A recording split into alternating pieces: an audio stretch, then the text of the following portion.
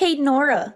So, you managed to convince my brother into marrying you and taking care of your baby, huh? I never thought you were the type to use tricks like this. Did you enjoy deceiving him?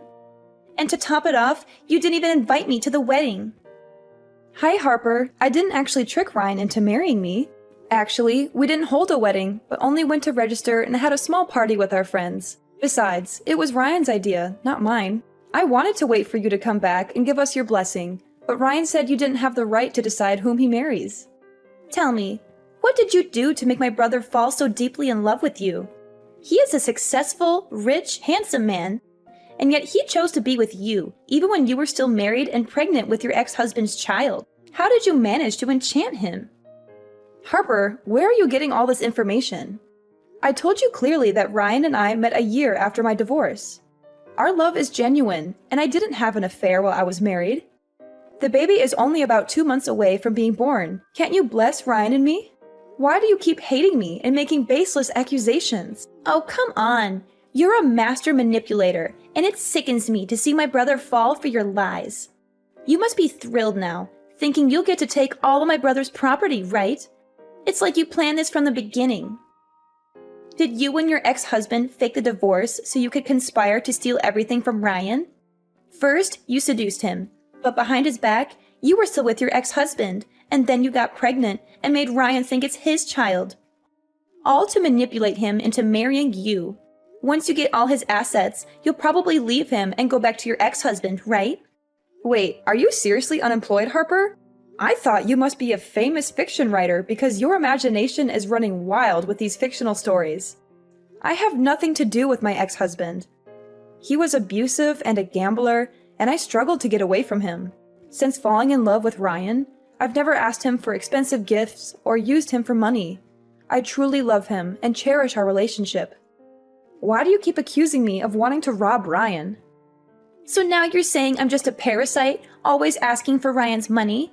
You need to understand, Nora, I'm Ryan's sister. I have every right to share in his success and wealth. Besides, when we were kids, he promised to take care of me and provide for me in the future.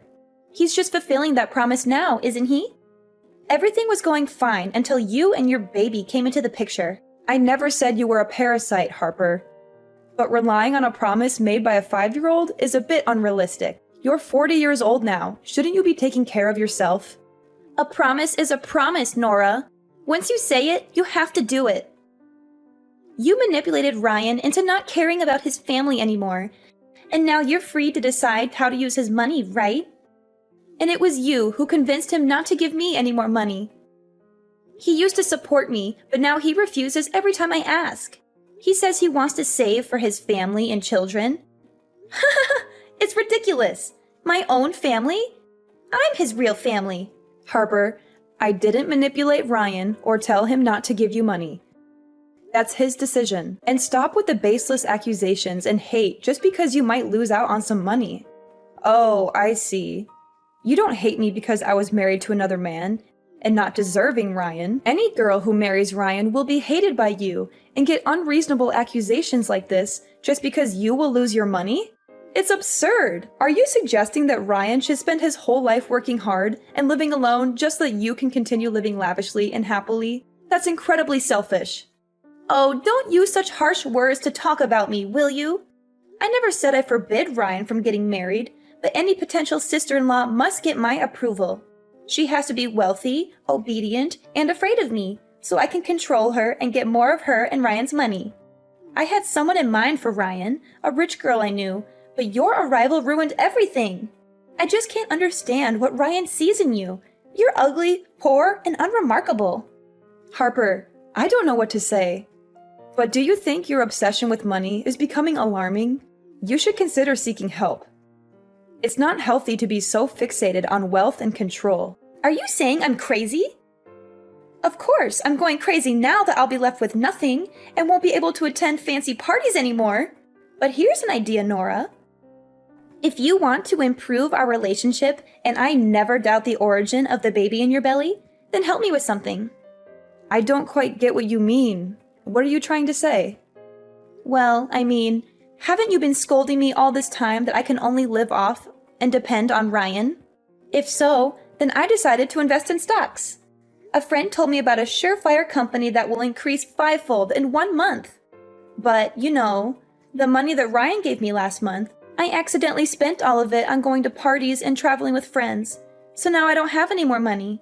So can you tell Ryan to give me $300,000 to invest? Once I make a profit, I promise never to bother your family again. 300,000? What a ridiculous number! That's equivalent to Ryan's 1-year salary already.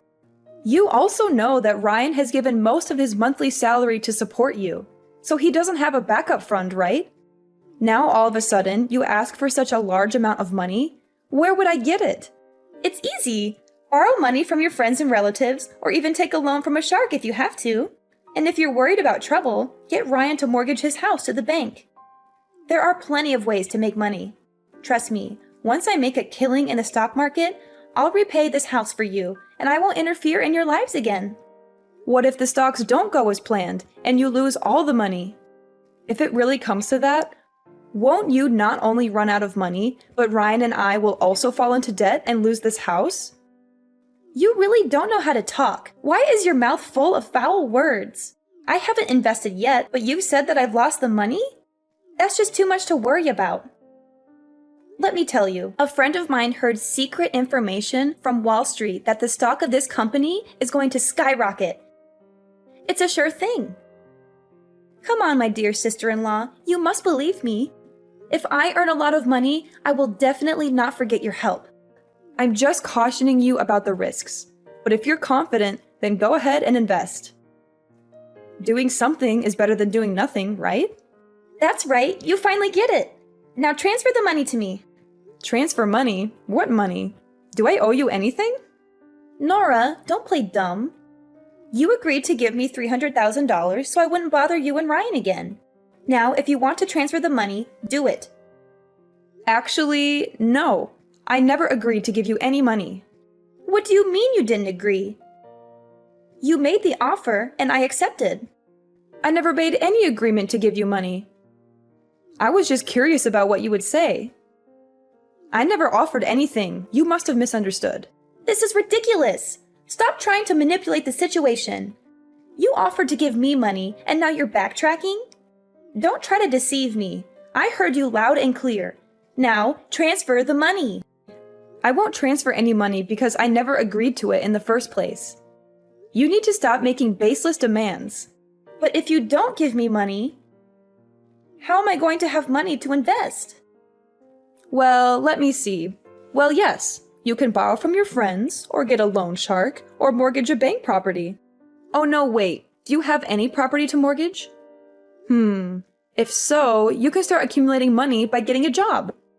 You're so conniving. Why do you dare to face me like this? I can't borrow from my friends. They'll look down on me. And I don't want to deal with loan sharks and their high interest rates. Working? Why should I work hard for months or years just to earn a small amount of money when I can have millions overnight? It's laughable. You can't expect to become rich overnight without any effort or risk. It doesn't work that way.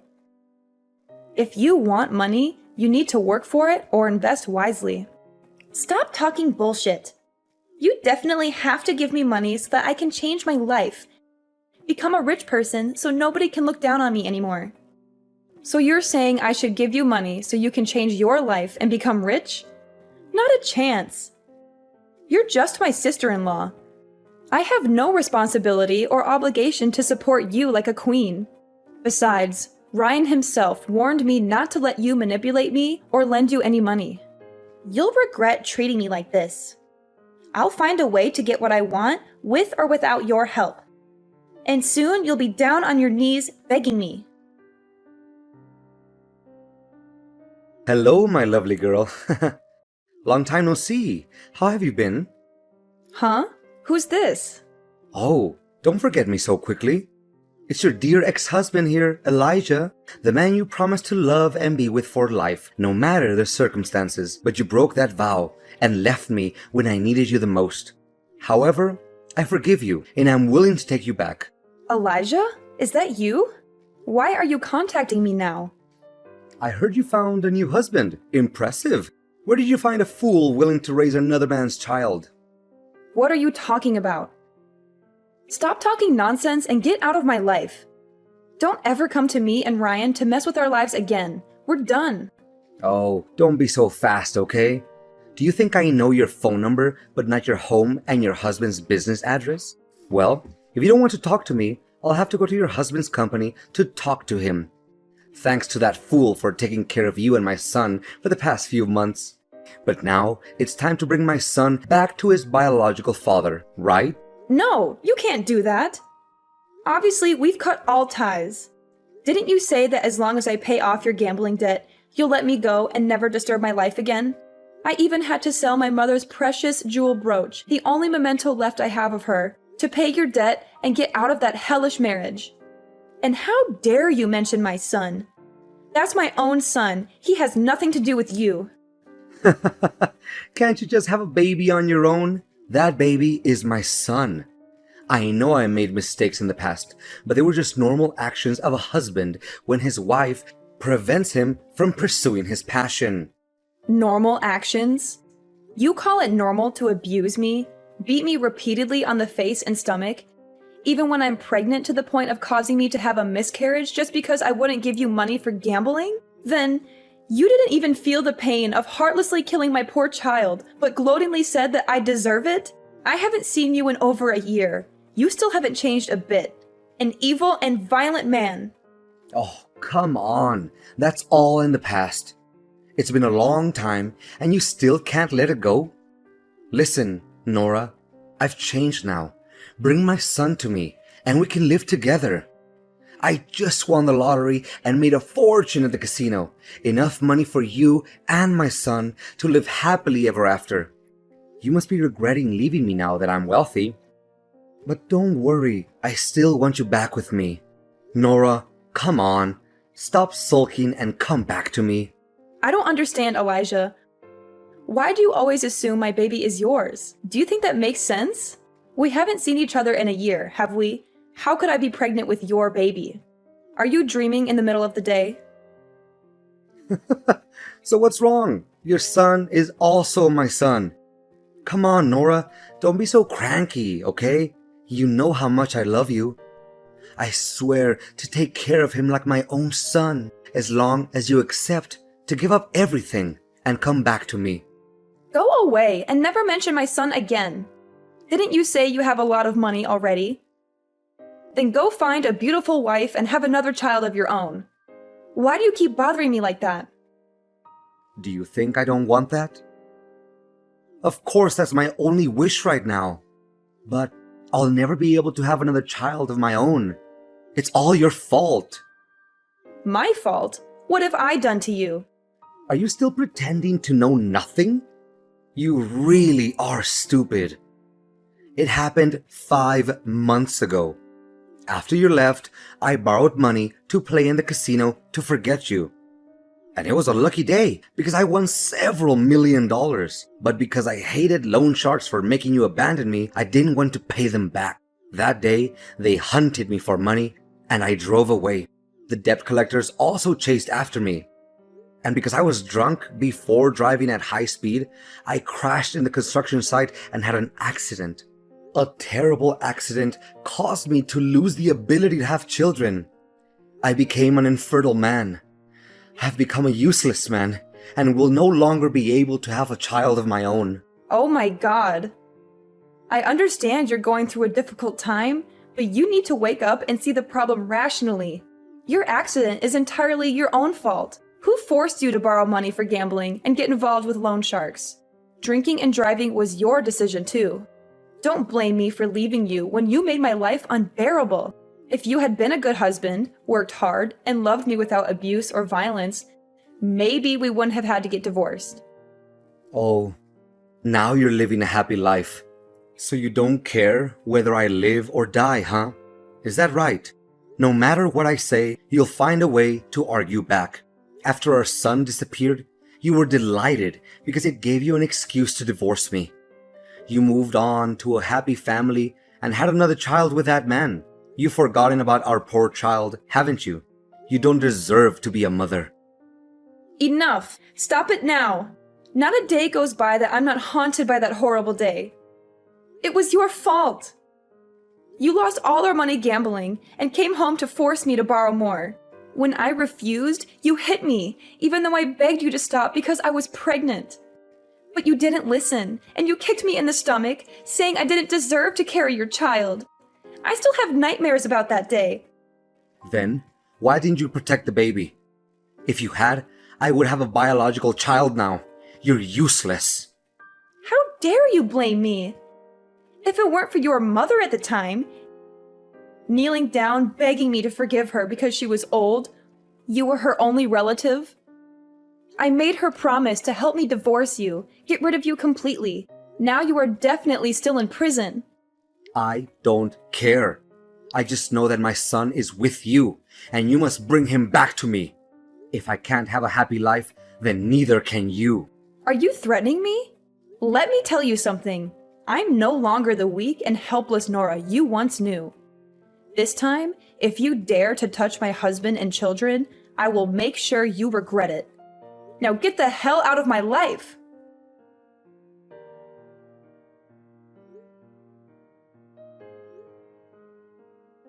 Harper, did you take my son somewhere? I went out to buy you a cake, and when I returned, both you and my son were gone. What? Your son? Why should I be responsible for such a smelly, messy creature? Can't he take care of himself? And you call yourself a good mother, leaving your child alone at home to go out. I didn't leave my son alone at home. You suddenly showed up and asked for a cake, so I went out to buy it for you. Before I left, I specifically asked you to look after my son, but when I came back, you were gone, and my son is missing. Are you blaming me now? Sure, I heard you muttering something about babysitting, but I didn't agree to it. Don't assume that I have to do everything you say. Besides, if the baby is lost, what's the point of looking for him? You and Ryan could just have another baby. How can you say something so heartless? That's your nephew, Ryan's biological son. So what? He's just a baby. But if you're so desperate to find him, you probably will get disappointed, although he might not be in this country anymore. Look, forget about him. Move on and have another baby. I won't give up on finding my son. I will do whatever it takes to bring him back. You're so stubborn, Nora. Maybe he's better off without you. Perhaps he's living a happier life than he ever would with you. What do you mean by that, Harper? How can you say such a thing? How can you say that when my own son is missing? I can't just move on. He's my flesh and blood, and I won't rest until I find him. Well, good luck with that. Now I have to spend this huge amount of money. It's so wonderful. Harper, I can't believe you could do this to me. How could you betray me like this? I am beyond disappointed in you. What's your problem, Nora? What are you so mad about? What disappointment? Don't act like I care about how you feel. Are you going to blame me for your son's disappearance now? I warned you before, didn't I? You won't find the boy again. Just give up. Even now, you still refuse to admit it? Weren't you the one who accused me of colluding with my ex-husband and came up with that ridiculous plan? Turns out, I can write stories too. Not fiction like yours, but detective stories. Would you like to hear one? Huh? What nonsense are you talking about? I don't have time to listen to your crazy ramblings. Don't be so hasty. I think you'll like this story. It's about a woman who endured years of abuse from her ex-husband. But she managed to escape that traumatic past and find a man who truly loves her. She thought her life would finally be happy. But then she encountered a wicked sister-in-law who would do anything for money. However, because the woman's family couldn't fulfill her extreme desires, the sister-in-law devised a sinister plan. What? What are you talking about? That wicked woman has managed to contact her sister-in-law's ex-husband, who is desperate to find a child. The evil sister-in-law and him have planned together that she would find a way to bring her sister-in-law's baby and sell it to her gambling ex-husband for $500,000. He had to promise that he would bring the child out of the country so that no one finds out about their scary plans. Stop. Just stop now. I don't want to hear any more of this. What's the matter?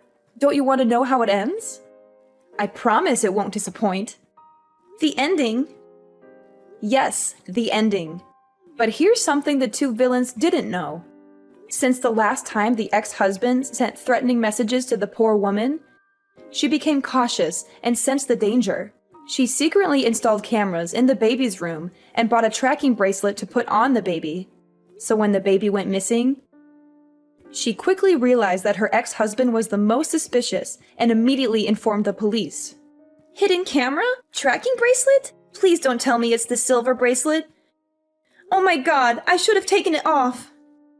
Based on the camera footage and the location data from the bracelet, the police quickly caught the ex-husband as he was about to leave the country.